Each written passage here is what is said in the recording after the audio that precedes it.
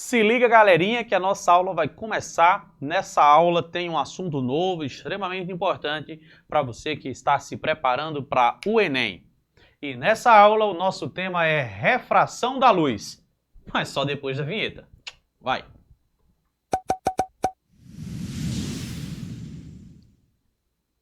Se liga só, refração da luz. É importante para o Enem? Claro que sim, e muito.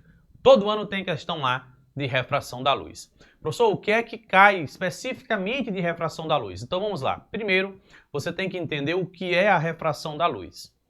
Quando um raio de luz ele passa de um meio para outro meio, também transparente, ele sofre uma mudança na sua velocidade.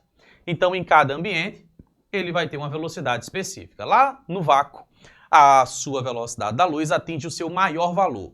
Deixa eu anotar aqui para você. Lá no vácuo, a velocidade da luz é de 3 vezes 10 à oitava metros por segundo. Isso corresponde a 300 milhões de metros a cada um segundo. Ou simplesmente 300 mil quilômetros por segundo. É muito rápido. Em outros meios transparentes, a luz ela vai sofrer variações nessa sua velocidade para menos, nunca para mais. Aquele valor ali já é o maior valor possível.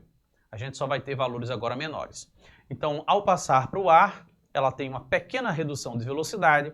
Se ela entrar dentro da água, ela vai reduzir mais ainda a sua velocidade, ou se for no vidro, no acrílico, num óleo, em qualquer coisa transparente, a luz vai ter uma velocidade diferenciada.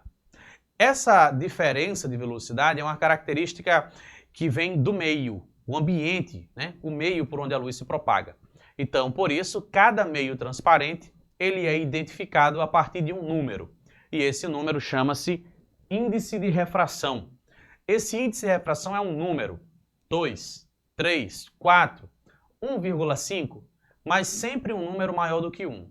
Porque esse número é resultado da divisão entre a velocidade da luz lá no vácuo, que aqui a gente representa pela letra C, e a velocidade da luz nesse meio onde a gente quer descobrir o índice de refração. Então tá aí a forma de calcular o índice de refração. O ar ele tem um índice de refração que é quase igual a 1, ou seja, a velocidade da luz aqui no ar é quase o mesmo valor da velocidade da luz lá no vácuo. Quase que o mesmo valor, um pouquinho só de diferença, tá bom? É tão insignificante essa diferença que o próprio Enem imagina matematicamente que dá o mesmo valor, 1 para o índice de refração do ar. Lembrando que esse índice de refração ele não tem unidade de medida, ele é um número adimensional. Por quê? Porque ele é o resultado da divisão entre duas grandezas iguais, velocidade por velocidade. Então corta o metro por segundo com metro por segundo e acabou-se, só fica o número, tá bom? Pronto. Agora, entendendo as consequências desse fenômeno, desse efeito, né? Dessa mudança de velocidade. Quando um raio de luz ele encontra uma superfície que está separando dois meios, e aqui ó, eu vou chamar esse aqui ó, de meio número 1, e esse aqui eu vou chamar de meio número 2.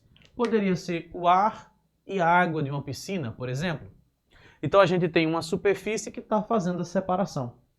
Quando o raio de luz encontra essa superfície, bem nesse ponto onde ela encontra, acontece simultaneamente dois fenômenos, que é uma reflexão, ou seja, uma parte da luz vai refletir, e vai ter a refração, que é uma parte da luz que vai entrar dentro da água.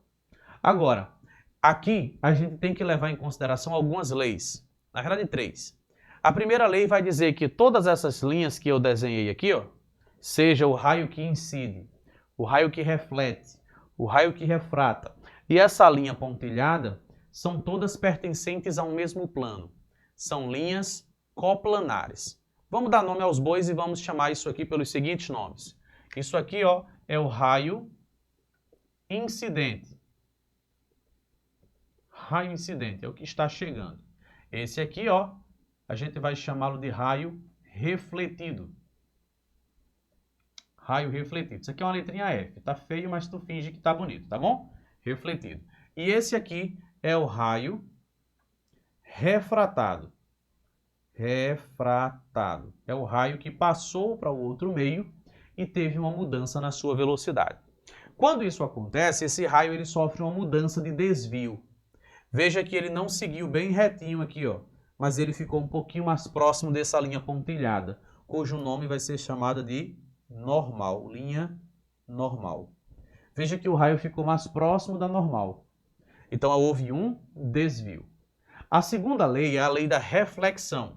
Ela vai dizer que esse ângulo aqui, ó, que eu vou chamar de I, de incidência, e esse outro ângulo aqui, ó, eles são dois ângulos iguais. O valor que tiver aqui, também tem aqui. Isso é a lei da reflexão. Agora, quando se fala do lado refratado, esse ângulo aqui, ó, ele é diferente desse ângulo de incidência.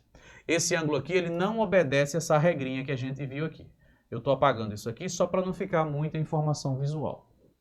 Ele não é igual. Nesse meu exemplo, ele é visivelmente menor. Ele está mais fechado. E isso obedece uma lei, a um padrão matemático entre esses dados, que é chamado de lei de Snell. Nessa lei de Snell, a gente tem assim, ó, o índice de refração, que a gente vai representar pela letra N, né, como está ali. O índice de refração desse meio que está incidindo, do meio número 1, multiplicado pelo seno desse ângulo, pelo seno do ângulo da incidência, é igual ao mesmo produto, só que com os dados do outro lado. Ó. O índice de refração do segundo meio, multiplicado pelo seno do ângulo da refração. Seno do ângulo da refração. Então, com essas leis e essas observações, a gente já consegue responder muita coisa. Mas eu quero aproveitar para lhe dar umas dicas, para que você fique esperto em alguns detalhes. Veja que nesse meu exemplo, o raio que refratou, ele ficou mais próximo da normal. Isso sempre vai acontecer quando o índice de refração do lado número 1 for maior do que o índice... Opa! Número 2, olha aí, é por o contrário, hein? Aqui, ó. Quando a luz está passando do meio que ele é menos refringente para o meio que é mais refringente. Quando a luz ela vai para o meio mais refringente, vai acontecer que a luz vai se aproximar da normal. Se acontecesse o contrário, se a seta fosse de baixo para cima, então quando a luz chegasse aqui, ela em vez de seguir reto, ela vai se afastar da normal, porque ela está passando para um meio que ele é menos refringente. Então os raios de luz eles sempre fazem esse desvio ao passar de um meio para outro meio. Aí isso causa algumas ilusões de ótica. Por exemplo, imagine que aqui fosse um peixinho. Nesse ponto houvesse um peixinho. Aí, ó. E esse peixinho está emitindo luz nessa direção. A luz ela vai passar por aqui e ela vai vir aqui, ó, nessa direção. Desconsidere essa parte da reflexão, tá bom? Porque agora eu estou desenhando a luz vindo aqui. Ó. Quando a luz está subindo, ela vai chegar aos olhos de alguém. Só que esse alguém vai ter a sensação de que a luz estava vindo desse outro ponto aqui, ó. Parece que a luz estava vindo de um ponto que estava mais acima. Parece que a luz estava vindo desse ponto aqui. Ó. Obviamente que se eu tiver um raio de luz que está subindo aqui, ó, ele vai passar aqui sem sofrer desvios. Por quê? Porque ele é perpendicular à superfície. É mais uma observação para você anotar. Então vai parecer que esses dois raios aqui, ó, vinham desse ponto. Então sempre quem está fora vai ver o peixinho mais para cima do que o peixinho de verdade. Se você está passeando às margens de um lago e você vê um peixinho, lembre-se, aquilo que você vê é apenas uma imagem e ela não está no lugar verdadeiro. O verdadeiro peixinho está mais abaixo, está em um ponto mais profundo do rio. Beleza? Vamos aplicar isso dentro de uma outra situação. Isso aqui pode explicar, por exemplo, por que a luz que vem do céu é predominantemente azul. A maior parte do dia a gente vê o céu de cor azul. Mas o que é que tem a ver com isso aqui? É que a luz do sol, quando ela entra na nossa atmosfera, ela também vai sofrer desvio. Só que aí vem um detalhe importante. Esse índice de refração, ele não é o mesmo para todas as luzes. Ele é um valor para cada cor. Então tem cores que sofrem refrações mais acentuadas e tem cores que sofrem refrações que são menos acentuadas. Então vai depender de qual é a cor. Para cada cor, o seu próprio índice de refração. Assim, a luz, ao passar pela nossa camada de ozônio e invadir a nossa atmosfera, ela sofre um espalhamento da luz, né, que joga cores para pontos diferentes, de modo que chega com mais intensidade a luz azul. E assim a gente olha para cima e vê o céu de cor azul. Isso explica também o fenômeno da miragem, quando você está andando em uma rodovia num dia muito quente e você parece ver poças de água que não existem. Isso acontece porque a luz que está vindo do Sol e deveria vir só para baixo, ela vai sofrendo várias refrações nas diversas camadas de ar que tem ali, naquela região que está bem quente. Então, a densidade do ar vai ficar diferente para cada altitude, dando ao ar diferentes índices de refração. Então, aquelas sucessivas refrações fazem com que a luz ela venha direto para o seu olho.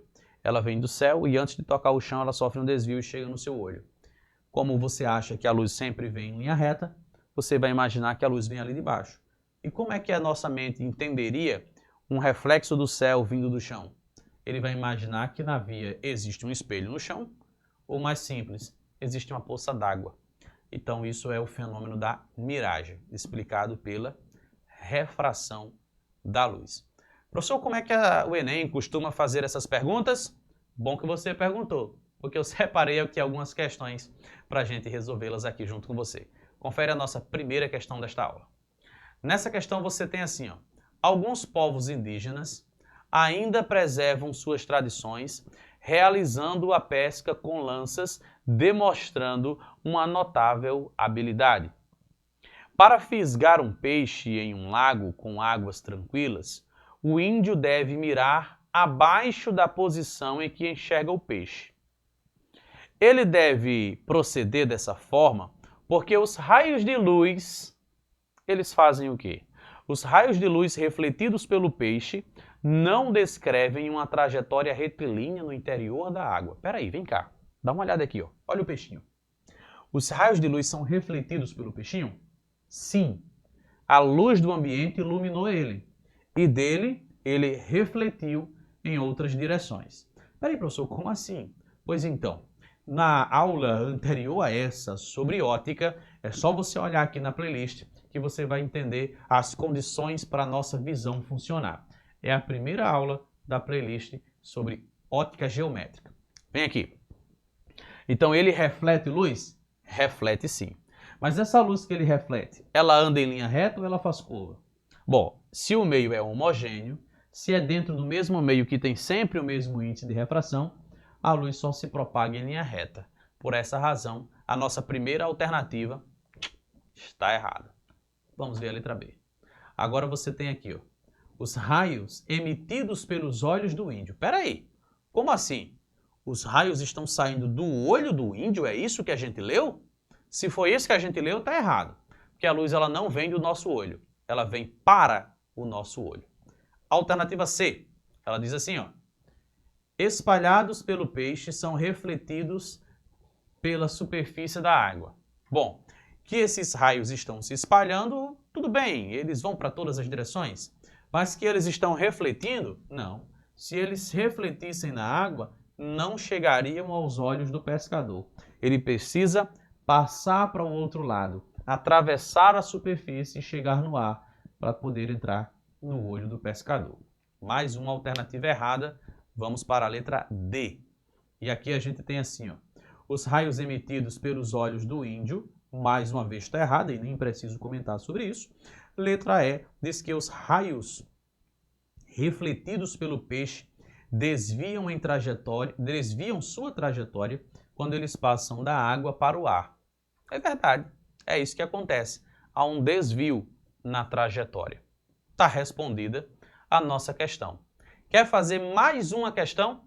Põe mais uma questão na tela para a gente fazer aqui agora. Se liga só nessa próxima questão. Ela diz assim, ó, a fotografia feita sob luz polarizada é usada por dermatologistas para diagnósticos. Isso permite ver detalhes da superfície da pele que não são visíveis com o reflexo da luz branca comum.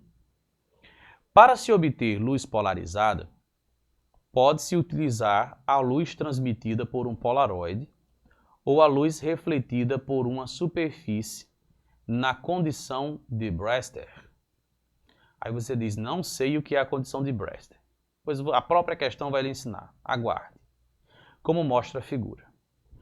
Nessa situação, que situação? A de Brewster. O feixe de luz refratada forma um ângulo de 90 graus com o feixe de luz refletida. Você viu aí, ó? 90 graus, raio de luz refletido, raio de luz refratado. Sacou? Muito bem. Prossigamos. Fenômeno conhecido como a lei de Brewster. Neste caso, o ângulo de incidência, que é o ângulo θp, também chamado de ângulo de polarização, e o ângulo de refração θr estão em conformidade com a lei de Snell. Considere um feixe de luz não polarizada, proveniente de um meio com índice de refração igual a 1, que incide sobre uma lâmina e faz um ângulo de refração de 30 graus. Nessa situação, qual deve ser o índice de refração da lâmina para que o feixe refletido seja polarizado? Bom, para que o feixe seja polarizado, a gente precisa que o ângulo formado entre o raio refletido e o refratado seja de 90 graus. A gente precisa disso. O texto me disse que esse ângulo aqui, ó, o ângulo da refração, é um ângulo de 30 graus. E esse ângulo aqui de cima, a gente vai chamá-lo aqui, ó, de θp. E, obviamente, ele é igual a esse outro lado, que também é um θp. A pergunta é qual deve ser o índice de refração desse meio 2 aqui, ó, para que isso possa acontecer. Não é assim? Então, o que é que a gente vai precisar fazer? Usar a lei de Snell. Para usar a lei de Snell, a gente vai ter que colocar aqui, ó, o índice de refração do meio, de onde a luz vem, que segundo o próprio texto vale 1. O seno do ângulo de incidência, que é esse ângulo aqui, ó. Aí você diz, professor, não sei que ângulo é esse. Só que esse ângulo é igual a esse outro aqui, ó. E se você pegar esses três ângulos do lado direito aqui, ó, 30 mais 90 com mais θp, tem que dar meia volta, né? Tem que dar 180. Aí você já tem 30. 30 com mais 90, 120. Para chegar nos 180, faltam quanto? Faltam 60 graus. Então aqui vale 60, aqui também vale 60. Então eu devo escrever aqui, ó, o seno de 60 graus. Do lado direito, eu vou colocar quem? O índice de refração desse meio aqui de baixo, que eu não sei. É ele que a gente vai descobrir. E vou colocar aqui o seno do ângulo que está aqui, ó, o ângulo da refração, que é de 30 graus. Pronto. Opa, seno de 30 graus. Seno de 30 graus. Agora é só substituir, ó.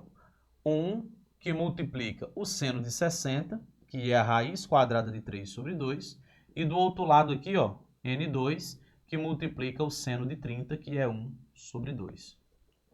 Aí a gente vai fazer um monte de cortes, né, ó. Esquece o número 1 dos dois casos, corta esses dois números 2 aqui, ó, e sobrou apenas N2 e a raiz de 3. N2 é igual a raiz quadrada de 3. Aí é só a gente dar aquela conferida nas alternativas para ver qual é a resposta correta. Confere aqui. Aqui você está vendo que a alternativa certa é a letra A. Pronto! Acabou a nossa aula sobre a refração. E se você chegou até o final dessa aula, imagino que ela tenha sido proveitosa para você.